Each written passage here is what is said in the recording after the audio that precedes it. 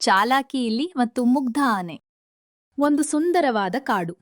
ಅಲ್ಲಿ ಅಪ್ಪು ಅನ್ನೋ ಒಂದು ತುಂಬಾ ದಪ್ಪಗಿರುವ ಮುಗ್ಧ ಆನೆ ಮರದ ಎಲೆಗಳನ್ನ ತಿನ್ನುತ್ತಾ ನಿಧಾನವಾಗಿ ನಡೀತಾ ಇದೆ. ಅಪ್ಪು ಆನೆ ತನ್ನ ಸೊಂಡಿಲು ಆಡಿಸ್ತಾ, ಆಹಾ, ಇವತ್ತಿನ ಹವಾಮಾನ ಎಷ್ಟು ಚೆನ್ನಾಗಿದೆ. ಈ ಮರದ ಎಲೆಗಳು ಕೂಡ ತುಂಬಾ ರುಚಿಯಾಗಿವೆ. ಅದೇ ಮರದ ಕೆಳಗಿರುವ ಒಂದು ಸಣ್ಣ ಬಿಲದಿಂದ ಚಿಂಟು ಅನ್ನೋ ಒಂದು ತುಂಬಾ ಚಾಲಾಕಿ ಇಲಿ ಹೊರಗೆ ಬರುತ್ತದೆ. ಅದರ ಕೈಯಲ್ಲಿ ಒಂದು ಸಣ್ಣ ಕನ್ನಡಿ ಇರುತ್ತದೆ. ಅದು ತುಂಬಾ ಗರ್ವದಿಂದ ಕನ್ನಡಿ ನೋಡ್ತಾ ಇರುತ್ತೆ. ಚಿಂಟು ಇಲಿ ಮೀಸೆ ತಿರುವುತ್ತಾ, ಈ ಕಾಡ್ನಲ್ಲಿ ನನಗಿಂತ ಹ್ಯಾಂಡ್ಸಮ್ ಮತ್ತು ಶಕ್ತಿವಂತ ಯಾರೂ ಇಲ್ಲ. ನಾನು ಮನಸ್ ಮಾಡಿದ್ರೆ ಯಾರನ್ನ ಬೇಕಾದ್ರೂ ಹೆದರಿಸಬಲ್ಲೆ. ಅಪ್ಪು ಆನೆ ಅಕಸ್ಮಾತಾಗಿ ಇಲಿ ಇದ್ದ ಕಡೆಗೆ ಹೆಜ್ಜೆ ಇಡುತ್ತದೆ. ಆನೆಯ ದೊಡ್ಡ ಕಾಲು ಇಲಿಯ ಬಿಲಲಿದ ಹತ್ತಿರ ಬರುತ್ತದೆ. ಇದನ್ನು ನೋಡಿ ಇಲಿ ಚಿಂಟುಗೆ ಕೋಪ ಬರುತ್ತದೆ. ಅದು ಜೋರಾಗಿ ಕಿರುಚುತ್ತದೆ.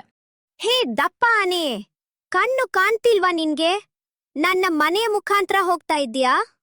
ನಿನ್ಗೆ ಎಷ್ಟು ಧೈರ್ಯ ಇದ್ರೆ ನನ್ನ ಜಾಗಕ್ಕೆ ಬರ್ತೀಯಾ? ಅಯ್ಯೋ ಸಣ್ಣ ಇಲಿ ಮರಿಯೇ, ಕ್ಷಮಿಸು. ನೀನು ತುಂಬಾ ಚಿಕ್ಕವನು, ಹಾಗಾಗಿ ನೀನು ಇಲ್ಲಿದ್ದದ್ದು ನನಗೆ ಕಾಣಿಸ್ಲಿಲ್ಲ. ಚಿಕ್ಕವ್ನು ಅನ್ನೋ ಮಾತ್ ಕೇಳಿ ಇಲಿ ಚಿಂಟುಗೆ ಇನ್ನೂ ಜಾಸ್ತಿ ಕೋಪ ಬರುತ್ತದೆ. ಅದು ಆನೆಗೆ ಒಂದು ಚಾಲೆಂಜ್ ಹಾಕುತ್ತದೆ. ಏನು, ನಾನ್ ಚಿಕ್ಕವ್ನಾ? ಇಡೀ ಕಾಡೇ ನಂಗ್ ಹೆದರುತ್ತೆ ಗೊತ್ತಾ?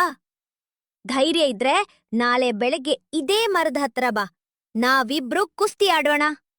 ಯಾರು ಗೆಲ್ತಾರೋ ಅವರೇ ಈ ಕಾಡಿನ ಸೂಪರ್ ಹೀರೋ. ಅಪ್ಪು ಆನೆ ಮನಸ್ಸಿನಲ್ಲೇ ನಗುತ್ತಾ. ಸರಿ ಇಲಿರಾಯ್, ನಾಳೆ ಬೆಳಗ್ಗೆ ಸಿಗೋಣ. ಚಿಂಟು ಇಲಿ ಕಾಡಿನಲ್ಲಿದ್ದ ಬೇರೆ ಪ್ರಾಣಿಗಳಾದ ಮೊಲ, ಜಿಂಕೆ ಮತ್ತು ಕೋತಿಗಳನ್ನೆಲ್ಲ ನಾಳೆಯ ಕುಸ್ತಿ ನೋಡಲು ಕರೆಯುತ್ತದೆ. ತಾನೇ ಗೆಲ್ಲುತ್ತೇನೆ ಎಂದು ಎಲ್ಲರ ಹತ್ತಿರ ಬಡಾಯಿ ಕೊಚ್ಚಿಕೊಳ್ಳುತ್ತದೆ. ಮರುದಿನ ಮುಂಜಾನೆ ಮರದ ಸುತ್ತಲೂ ಕಾಡಿನ ಪ್ರಾಣಿಗಳೆಲ್ಲ ಕುಸ್ತಿ ನೋಡಲು ಗುಂಪು ಕೂಡಿವೆ. ಮಧ್ಯದಲ್ಲಿ ಒಂದು ಸಣ್ಣ ರೌಂಡ್ ರಿಂಗ್ ಮಾಡಲಾಗಿದೆ.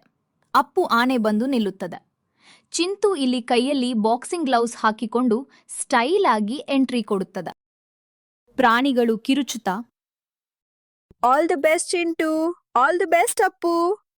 ರೆಡಿ? 1, 2, 3, ಸ್ಟಾರ್ಟ್! ಇಲ್ಲಿ ಚಿಂಟು ಜೋರಾಗಿ ಓಡಿ ಬಂದು ಆನೆಯ ಕಾಲಿಗೆ ತನ್ನ ಪುಟ್ಟ ಕೈಗಳಿಂದ ಗುದ್ದಲು ಶುರು ಮಾಡುತ್ತದೆ. ಆದರೆ ಆನೆಗೆ ಕಲ್ಲು ಕಡಿತ ಆದ ಹಾಗೆ ಅನಿಸಿ ಅದು ಜೋರಾಗಿ ನಗಲು ಶುರು ಮಾಡುತ್ತದೆ. ಚಿಂಟು ನಿಲ್ಲು, ನನಗೆ ತುಂಬಾ ಕೌತುಕ ಆಗ್ತಿದೆ. ನಗು ತಡ್ಕೊಳ್ಳೋಕೆ ಆಗ್ತಿಲ್ಲ.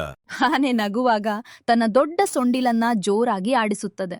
ಸೊಂಡಿಲಿನಿಂದ ಬಂದ ಬಿರುಗಾಲಿಯಂತಹ ಗಾಳಿಗೆ ಇಲಿ ಚಿಂಟು ಗಾಳಿಯಲ್ಲಿ ತೇಲುತ್ತಾ ರಾಕೆಟ್ ತರಹ ಹಾರಿ ಹೋಗಿ ದೂರದಲ್ಲಿದ್ದ ಒಂದು ಕೆಸರಿನ ಹಳ್ಳಕ್ಕೆ ದಬಾರ್ ಎಂದು ಬೀಳುತ್ತದೆ.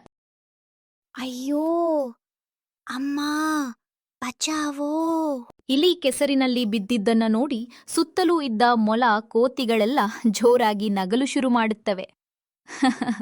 ಇಲಿರಾಯನ ಕುಸ್ತಿ ಕೆಸರಿನಲ್ಲಿ ಮುಗಿಯಿತು ಎಂದು ತಮಾಷೆ ಮಾಡುತ್ತವೆ. ಇಲಿ ಚಿಂಟುಗೆ ತುಂಬಾ ಅವಮಾನವಾಗಿ ತಲೆ ತಗ್ಗಿಸುತ್ತದೆ. ಅಪ್ಪು ಆನೆ ಮೆಲ್ಲಗೆ ನಡೆದುಕೊಂಡು ಕೆಸರಿನ ಹಳ್ಳದ ಹತ್ತಿರ ಬರುತ್ತದೆ. ತನ್ನ ಸೊಂಡಿಲಿನಲ್ಲಿ ಪಕ್ಕದ ನದಿಯಿಂದ ಸ್ವಚ್ಛವಾದ ನೀರನ್ನು ತೆಗೆದುಕೊಂಡು ಬಂದು ಇಲಿಯ ಮೇಲೆ ಫುಸ್ ಎಂದು ಸ್ಪ್ರೇ ಮಾಡಿ ಇಲಿಯನ್ನು ಕ್ಲೀನ್ ಮಾಡುತ್ತದೆ.